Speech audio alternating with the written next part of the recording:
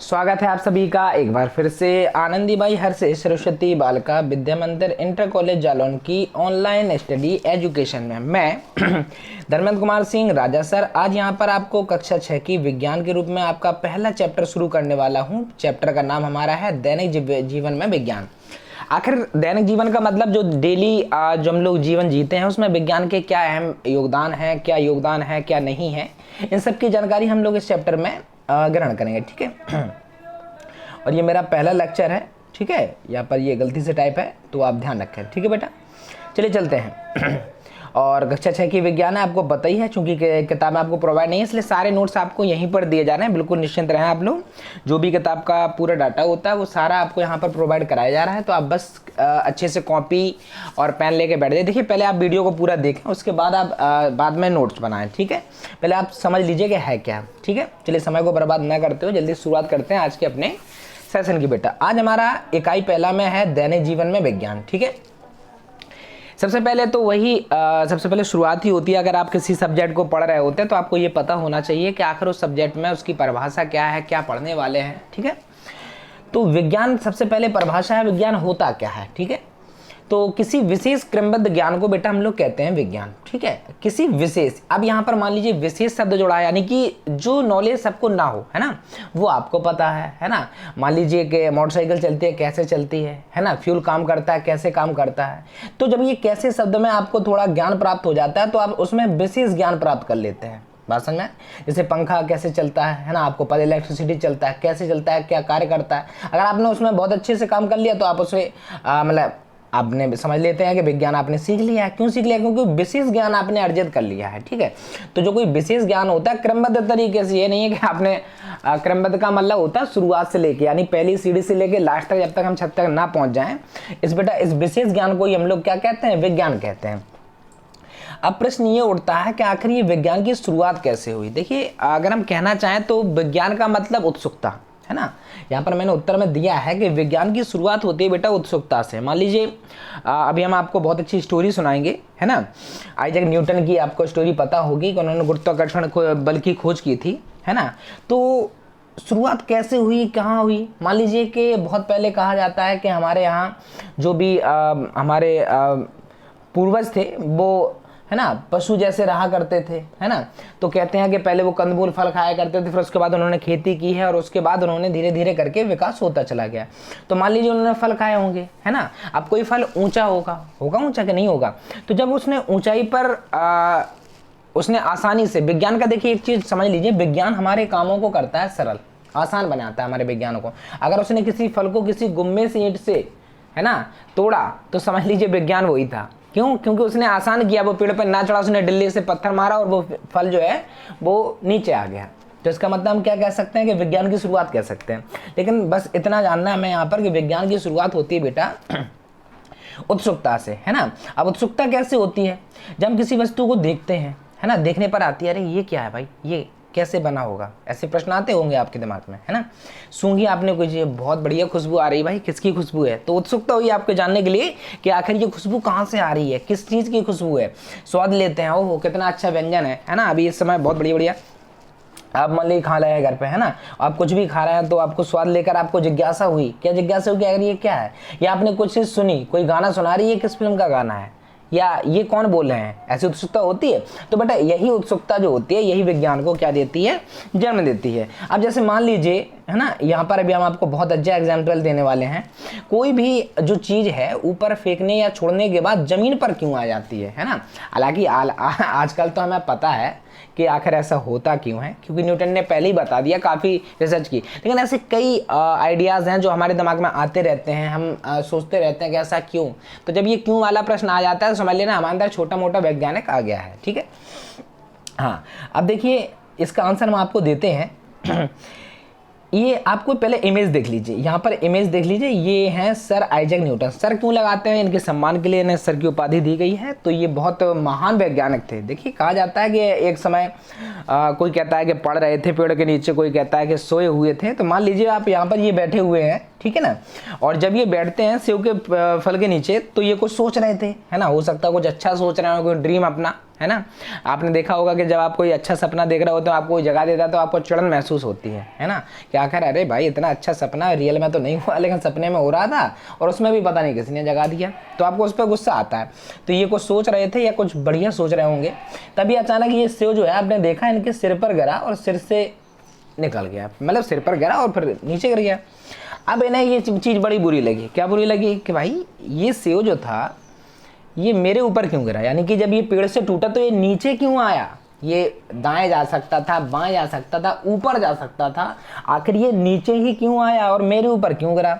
तो इनके मन में ये प्रश्न हुआ। फिर उन्होंने क्या किया, इमेज के द्वारा देखिए कई चीज़ों के ऊपर उछाला, है ना। फिर उन्होंने पता लगाया कि अरे चीज़ों को फेंकते हैं तो सारी चीज़ें पृथ्वी पर नीचे आ जाती हैं, है ना। जैसे सेव जमीन पर गिरता है वैसे हम किसी चीज़ को उछालते हैं, आपने बॉल खेला होगा कुछ भी, हम लोग गेंद को फेंक देते हैं बहुत ऊंचाई तक, उसके बाद वो कहाँ आती है बेटा, नीचे आती है। तो उन्होंने ये जानना चाहा कि आखिर ये है क्यों, कैसे, है ना, कैसे नीचे आती हैं चीज़ें। तो फिर उन्होंने अपने बहुत सारे प्रयोग किए और बहुत सारे प्रयोगों के बाद इन्होंने ये निष्कर्ष निकाला कि पृथ्वी में पाया जाता है बेटा गुरुत्वाकर्षण बल। क्या पाया जाता है, गुरुत्वाकर्षण, यानी कि पृथ्वी प्रत्येक वस्तु को अपनी ओर क्या करती है, खींचती है, ये उसमें बल होता है। बात समझ रहे। तो ये लिखा है, देखिए वैज्ञानिक सर आइजैक न्यूटन ने यह निष्कर्ष निकाला कि पृथ्वी गुरुत्वाकर्षण के कारण पृथ्वी को, है ना, पृथ्वी पर जो वस्तु होती है उन्हें अपनी ओर क्या करता है, खींचता है, जिसके कारण प्रत्येक वस्तु पृथ्वी पर गिरती है। बात समझ में आ रहा है। हम या तो ऊंचाई से छोड़ें या उसको फेंकें, वो आएगी कहां पर, पृथ्वी पर आएगी। बात समझ में आ रहा है। इसका एक मतलब मान लीजिए पृथ्वी है तो उनका एक निश्चित एरिया होता है कि यहाँ तक पृथ्वी का गुरुत्वाकर्षण बल कार्य करता है। हालांकि अभी आप बस इतना समझ लीजिए कि जब आप गुरुत्वाकर्षण बल के कारण जब आप किसी वस्तु को फेंकते हैं या छोड़ते हैं तो वो जमीन पर आ जाती है। और इसकी खोज भाई किसने की थी, जो न्यूटन थे, है ना। न्यूटन बहुत महान वैज्ञानिक थे अपने समय के, तो आप ये भी याद रखें, ठीक है। अब वैज्ञानिक विधि के चरण क्या होते हैं, मतलब किस तरीके से हम खोजों को मतलब खोज जो होती हैं अपनी आगे बढ़ाते हैं, ठीक है। क्या है, तो यहाँ पर बेटा वैज्ञानिक विधि के कुछ चरण है। यहाँ पर निम्न है, निर्णय लिखा है, यहाँ पर निम्न लिखना आप लोग, ठीक है। क्या है आपका निम्न चरण है, क्या चरण है। सबसे पहले आपके दिमाग में आती है जिज्ञासा, प्रश्न करते हैं आप अपने आप से, ठीक है। फिर आप परिकल्पना करते हैं, है ना। उसके बाद आप क्या करते हैं, परीक्षण करते हैं किसी भी चीज का। फिर बेटा आप क्या करते हैं, निरीक्षण करते हैं। आप परीक्षण कर लेते हैं फिर उसका निरीक्षण करते हैं, सही है गलत है, फिर उसको बांट देते हैं वर्गीय, या फिर वर्गीकरण भी कह सकते हैं, इसको विश्लेषण भी कह सकते हैं। फिर आपका आता है बेटा अभिलेखन, है ना। फिर उसके बाद आता है पुनर्विचार, यानी कि आप लिखते हैं उन चीज़ों को, फिर आप विचार करते हैं कि ऐसा तो नहीं कि मैंने जो लिखा है एक ही बार हुआ दूसरी बार। इसलिए आपने देखा होगा भी इस समय कोविड-19 जिसे हम लोग कहते हैं, क्या कहते हैं बेटा, कोरोना वायरस जिस समय है कोविड-19, है ना, इसके बेटा परीक्षण चल रहे हैं। कहा जा रहा है कि बहुत सारी वैक्सीन जो है उसकी तैयार डेवलप हो रही हैं, बट उसके परीक्षण चल रहे हैं। परीक्षण बोले सर कैसे होते हैं, परीक्षण के लिए बेटा पहले 1 लोगों पर ट्रायल किया जाता है, फिर 10 लोगों पे किया जाता है, फिर ऐसे ही 100 के समथिंग किया जाता है, फिर एक बहुत बड़ी संख्या में ट्रायल करते हैं। तो ट्रायल की लगभग अवधि होती है 12 से 14 माह की अवधि होती है। कई अब तो वैक्सीन के ऊपर जैसे असर दिखाए, जैसा काम करे वो, तो वैसे ही आपका टाइम ड्यूरेशन बढ़ता रहता है, ठीक है। तो आप बस ये याद रख लीजिए कि अभी इस समय परीक्षण चल रहा है, ठीक है। हाँ, निष्कर्ष निकाले जा रहे हैं कि क्या इफेक्ट कर रहे हैं, क्या ये ह्यूमन को दी जा सकती है। ऐसा तो नहीं कि जो वैक्सीन हम दे रहे हैं वो और खतरनाक इफेक्ट करे। तो इस चक्कर में बेटा ट्रायल आ जाते हैं, ट्रायल के बाद ही कोई भी वैक्सीन होती है वो आम पब्लिक तक पहुंचाई जाती है। जैसे आपने देखा होगा पोलियो की वैक्सीन होती है तो इसका बहुत ट्रायल। अब तो वैक्सीन है तो आप 2 बूंद जिंदगी की आपने सुना ही होगा, है ना। भारत पोलियो मुक्त है, पोलियो के भी केसेस नहीं आते हैं, ठीक है। चलिए बेटा, उसके बाद आता है निष्कर्ष निकालना, और उसके बाद बेटा हमारे चलते हैं नए प्रयोग, ठीक है। निष्कर्ष निकालने के बाद यहाँ पर हम कोई नए प्रयोग करने लगते हैं, ठीक है। चलिए बेटा, तो हाँ ये याद रखें बेटा कि ये आपके जो थे वो 8 है ना, ये क्या है आपके, हाँ ये आपके चरण है, काय के चरण है, वैज्ञानिक विधि के ये बेटा चरण है, ठीक है। तो बेटा ये आप लोग याद रखना, ठीक है। चलिए बेटा चलते हैं। अब क्वेश्चन ये बनता है कि आखिर दैनिक जीवन में विज्ञान की देन क्या है, आखिर क्या किया विज्ञान ने हमारे लिए। अगर हम आज कहना चाहें तो बेटा आज हमें ऐसा लगता है कि हम छोटी से बड़ी चीज़ को भी अगर हम यूज़ कर रहे हैं तो बेटा वो विज्ञान के ही देन। आप कपड़े पहनते हैं कलर से लेके, है ना, उसमें जो कलर होता है ये साइंटिफिक तरीके से होते हैं। प्राकृतिक चीज़ों का यूज कितना करते हैं, हमें तो लगता है कि आप ना के बराबर, है ना। तो जितनी भी जैसे रेलगाड़ी या यातायात के साधन में अगर हम करें, है ना, तो ये बस हो गई, है ना, रेलगाड़ी हो गई, ये बेटा किसने बनाई, ये विज्ञान की देन है, ठीक है। ये देखिए दूरसंचार प्रणाली, हम लोग फ़ोन आज भी अगर हम आपको पढ़ा रहे हैं तो ये विज्ञान की ही देन है है ना। आप मोबाइल पर घर बैठे पढ़ रहे हैं, हम यहाँ से पढ़ा रहे हैं आपको। पहले क्या होता था, बहुत समय दूर रहता था कोई व्यक्ति, चिट्ठी लिखा करते थे, एक एक हफ्ते में आ पाती थी। आज आपको किसी की याद आती है अपने की, तो आप वीडियो कॉलिंग करते हैं और तुरंत आप उसको देख लेते हैं, आपको तसल्ली मिल जाती है ना। तो ये बेटा विज्ञान की देन है ना। मोबाइल, टेलीकॉम, ये सब जो टीवी है ना, लैपटॉप, ये सब किससे, विज्ञान की देन है। देखिए कृषि क्षेत्र में जैसे ट्रैक्टर हो गया है ना, ये है। पंखा भी आपने देखा हो, गर्मी, अब तो ये पंखा अब तो यहाँ पर फ्रिज है ना, एसी, कूलर है ना। देखा आपने कितना कि आपको गर्मी, अभी इस समय बहुत तेज गर्मी पड़ रही है, तो आप लोग क्या कर रहे हैं, आप लोग कूलर को चला रहे हैं। तो ये सब क्या है, ये जीवन को आसान करने के तरीके हैं जो विज्ञान के द्वारा हमें दिए जा रहे हैं। ठीक है, टेलीविज़न है, आज हम लोग कहीं भी, अमेरिका में क्या चल रहा है, कितने केस हो गए कोविड-19 के, ये सब जानकारी मिल जाती है। अंधेरे को बचाने के लिए पहले लैंप चला करती थी, अब क्या है, बल्ब है ना। टेलीफोन अब तो इसका यूज ना के बराबर है, अब हम लोग मोबाइल्स का यूज करते हैं, है ना। वायुयान, बहुत जल्दी सफ़र को तय करते हैं। ठीक है, यहाँ पर कुछ बेटा आपको सारणी दी जा रही है। क्या सारणी दी जा रही है, जैसे क्षेत्र कौन कौन से हैं, जैसे भोजन के क्षेत्र में है ना, परंपरागत आने वाले साधन क्या थे। पहले हम लोग क्या यूज करते थे बेटा, तो पहले आपको पता है कि मिट्टी का एक वो होता था, मिट्टी के तेल से चलने वाला, उसको गैस, मिट्टी के तेल का चूल्हा बोलते थे। ठीक है, हाँ स्टोव, हाँ स्टोव बोला करते थे बेटा उसको। ठीक है, फिर उसके बाद मिट्टी के परंपरागत बर्तन होते थे। ठीक है, धातुओं के निर्मित बर्तन होते थे। ठीक है, हाँ, और यहाँ पर ये मिट्टी का चूल्हे का मतलब यहाँ पर वो स्टोव से नहीं है, गैस चूल्हा ये है यहाँ पर। ठीक है, ये विज्ञान की देन है। ठीक है, तो मिट्टी का चूल्हे का मतलब हम लोग क्या करते थे, अपने चूल्हे तो जानते ही होंगे, आप लोग जानते हैं ना। मिट्टी के चूल्हे का मतलब मिट्टी से बना हुआ, तो उसी में हम लोग कंडे से या लकड़ी से रोटी बनाते थे। आज हालांकि गैस, हम लोग गैस का यूज ज़्यादा से ज़्यादा, जो हमारा देश है वो गैस का यूज करता है। ठीक है, अब देखो विज्ञान ने क्या दिया बेटा, गैस चूल्हा दिया। ठीक है, विद्युत ओवन दिया, इलेक्ट्रिक से चलता है। सोलर कुकर भी दे दिया, जो सूर्य से है ना खाना बनाने में सक्षम है। ठीक है, प्रेशर कुकर, खाना जल्दी बन जाता है। स्टेनलेस स्टील के बर्तन है, ब्लैक कलर के बर्तन होंगे आपके में, है ना, वो जल्दी गर्म हो जाते हैं। नॉन स्टिक बर्तन जिसको हम लोग कहते हैं, ये आगे जो दिए जा रहे हैं ना। इंडक्शन चूल्हा होता है। तो ये सारे विज्ञान की देन है। जो पुरातन समय में ऐसा नहीं होता था, लेकिन आज के समय में ये सब उपलब्ध है, ज़्यादा से ज़्यादा लोगों के घरों में ये उपलब्ध है। ठीक है, अब देखिए बेटा आगे देखिए, कृषि क्या है। कृषि के क्षेत्र में क्या होता था, पहले हम लोग कैसे करते थे, जैसे हल का यूज करते थे, बैल है ना, कुआं है ना, राहट है ना, गोबर की खाद है, ये खेतों में लाया करते थे। ठीक है, लेकिन आज के समय में क्या है, हमारे पास ट्रैक्टर हैं, नहरें हैं, कृत्रिम नहरें जो है बना के हम लोग, ट्यूबवेल हैं, इलेक्ट्रिक तरीके से हम लोग अपने खेत की सिंचाई कर सकते हैं।